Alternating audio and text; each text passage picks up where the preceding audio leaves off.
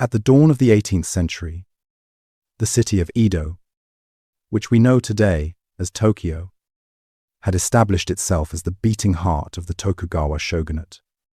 A massive urban experiment shaped by centuries of isolation and a rigid social hierarchy.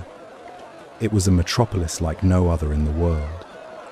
A colossal nexus of power and commerce carved out of marshlands and defined by the absolute authority of the shogun and the vibrant energy of its merchant class.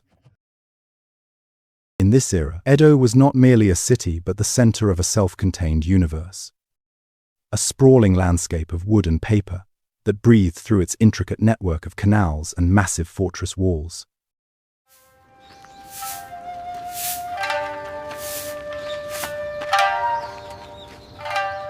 Yet, by the year 1700, this grand capital stood on the precipice of a profound transformation, caught between the peak of feudal stability and the creeping tensions of a changing economy.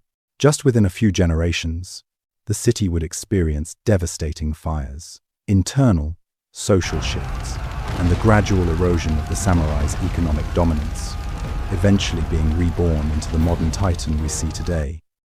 The seeds of modern Japan were being sown in the crowded alleys and bustling markets of the Genroku era, a time when the old martial virtues began to yield to the sophisticated, often hedonistic, culture of the rising middle class. In this video, we utilize a vast array of historical woodblock prints, detailed period maps, and archival documents, combined with modern digital reconstruction tools, to move through these spaces in ways the original artists could never have imagined. We are not simply looking back at a static past, we are stepping inside of it, moving through the very streets, squares, and architectural wonders that defined life 300 years ago. Our goal is to bridge the gap between two dimensions, allowing you to walk alongside the inhabitants of the floating world, from the shadow of the shogun's castle to the lantern-lit districts of the Sumida River.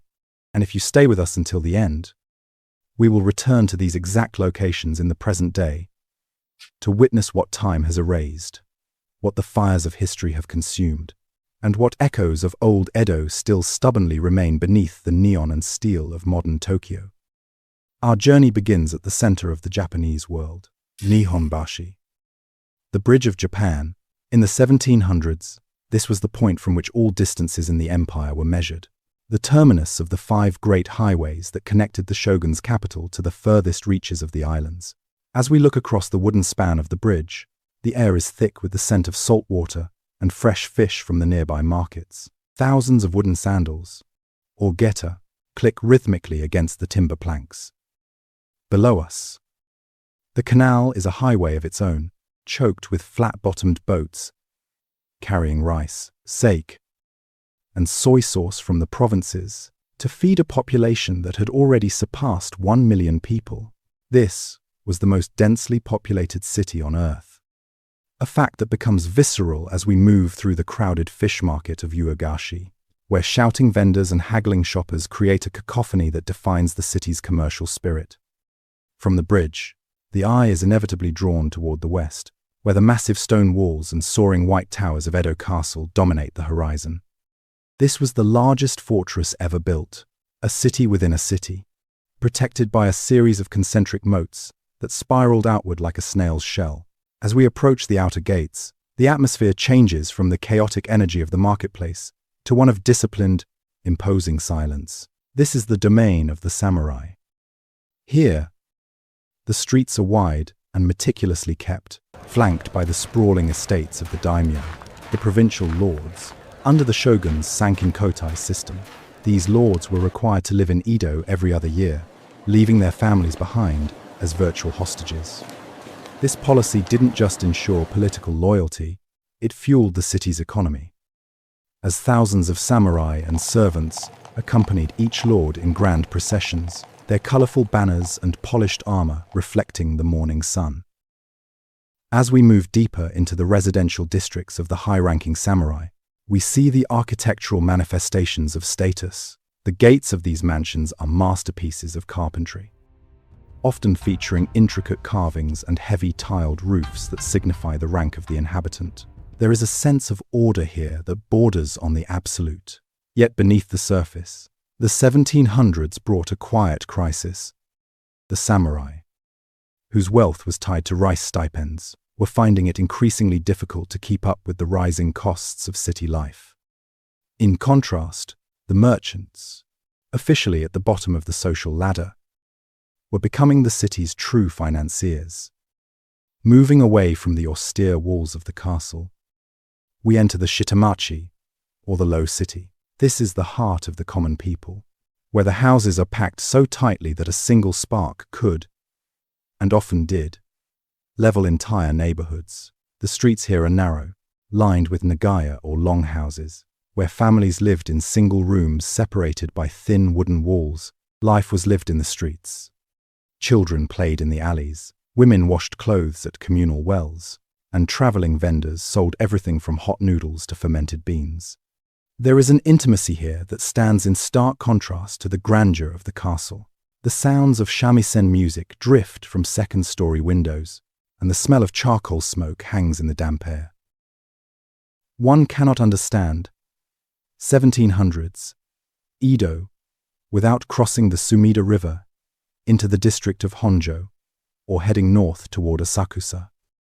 The river was the city's lifeblood, and its primary escape route during the frequent fires. Ryogoku Bridge, another massive wooden structure, becomes a focal point of recreation and spectacle. During the summer months, the riverbanks are lined with temporary stalls, acrobats, and storytellers. This was where the people of Edo came to forget the rigid hierarchies of the day. The kawarimono, or curiosities, were on display. And at night, the sky would often be illuminated by early forms of fireworks, reflecting off the dark water, where pleasure boats carried wealthy merchants and their companions on moonlit excursions. Further north lies Asakusa, Sensoji, the oldest temple in the city. Even in the 1700s, it was a massive pilgrimage site. The Nakamai story, the path leading to the temple, was already a bustling commercial strip filled with tea houses and shops selling souvenirs and religious charms. The giant red lantern of the Kaminarimon Gate stood as a sentinel over the district. As we move through the temple grounds, we see a cross-section of Edo society, peasants from the countryside, seeking blessings, city dwellers out for a stroll, and monks in saffron robes. The air is heavy with incense, a scent that offered a spiritual reprieve from the gritty reality of urban life. However, just a short distance from the sanctity of the temple lay the most famous and infamous district of all, the Yoshiwara. This was the floating world in its most literal sense, a walled city of pleasure governed by its own laws and customs. To enter the Yoshiwara was to leave the shogunate's strict social order behind. Here, money mattered more than birthright. We can see the grand tea houses and the oiran, the high-ranking courtesans, parading in their immense, multi-layered kimonos and high black lacquered geta. Their movements were a choreographed dance, a spectacle that drew thousands of onlookers. The Yoshiwara was a center of fashion, literature, and art.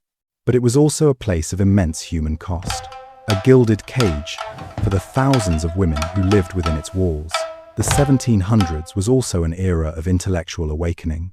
In the quiet corners of the city, scholars were beginning to look beyond the borders of Japan. Through the Dutch trading post in Nagasaki, Western books on medicine, astronomy, and geography were trickling into Edo. These rangaku, or Dutch studies, scholars met in secret or semi-private circles, translating texts that challenged the traditional Neo-Confucian worldview.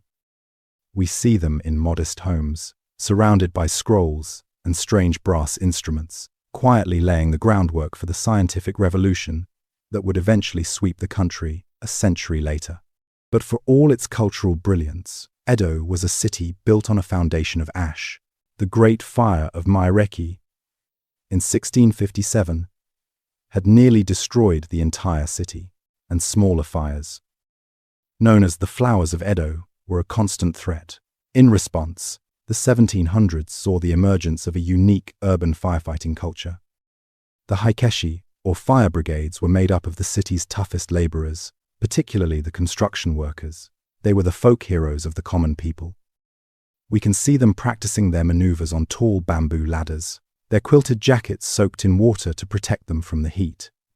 These men were more than firefighters. They were symbols of the city's resilience, a reminder that Edo was a place that could be rebuilt as quickly as it could be burned. As we move toward the mid-1700s, the economic tension reaches a tipping point. The shogunate attempted several reforms, known as the Kyoho reforms, to curb the extravagance of the commoners and restore the finances of the samurai. Sumptuary laws were passed, forbidding commoners from wearing certain colors or fabrics. But the people of Edo were clever. They began to wear flashy linings inside their plain outer robes, a concept known as iki, or understated chic. This subtle rebellion against authority defined the spirit of the era. The city was outgrowing its feudal constraints, its energy too vast to be contained by ancient laws. Now, as we prepare to transition from the wood and paper world of the 1700s into the present day, we must reflect on the sheer scale of the change. The Edo we have just walked through was a city of horizontal lines, of low roofs and wide skies, dominated by the peak of Mount Fuji. Today, that same space is a vertical forest of glass and steel, but the skeleton of the old city remains. We return now to Nihonbashi. The wooden bridge is gone, replaced in 1911 by a stone structure decorated with bronze griffins and lions. Most jarringly, an elevated expressway now runs directly over the bridge, cutting off the view of the sky that the people of the 1700s once enjoyed. Yet, look closely at the street names and the layout of the canals.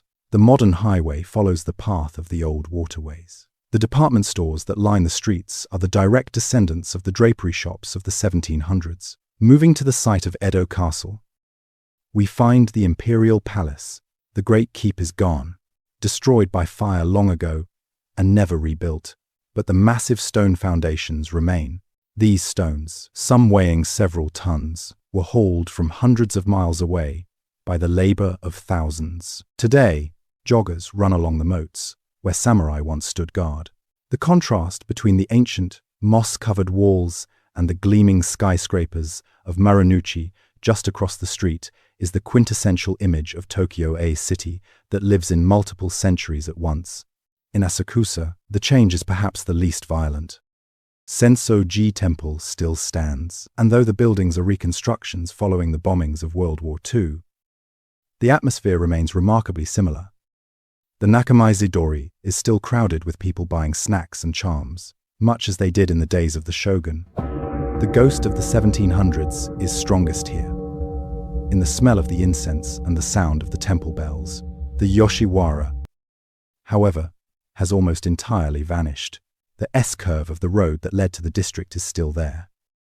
But the tea houses and the tiered roofs have been replaced by mundane apartment blocks and modern entertainment venues. The floating world has truly drifted away, leaving behind only the stories captured in the ukiyo-e prints we used to reconstruct it. As we conclude our journey through the reconstructed streets of 1700s Edo, we are reminded that history is not just a collection of dates and names, but a sequence of lived experiences. The people who walked these streets felt the same breeze from the Sumida River, feared the same fires, and sought the same fleeting pleasures as we do today. By stepping inside their world, we see that the chaos and beauty of modern Tokyo is not a departure from the past, but its latest iteration. The ghosts of the shogun's capital are everywhere, if you know where to look in the curve of a road. The placement of a shrine, or the resilience of a people who have rebuilt their home time and time again. Thank you for traveling back in time with us. If you enjoyed this reconstruction, please let us know in the comments which city or era you would like to see us bring to life next. Your suggestions help us decide where our next journey will take us. Till then, keep looking for the past in the present.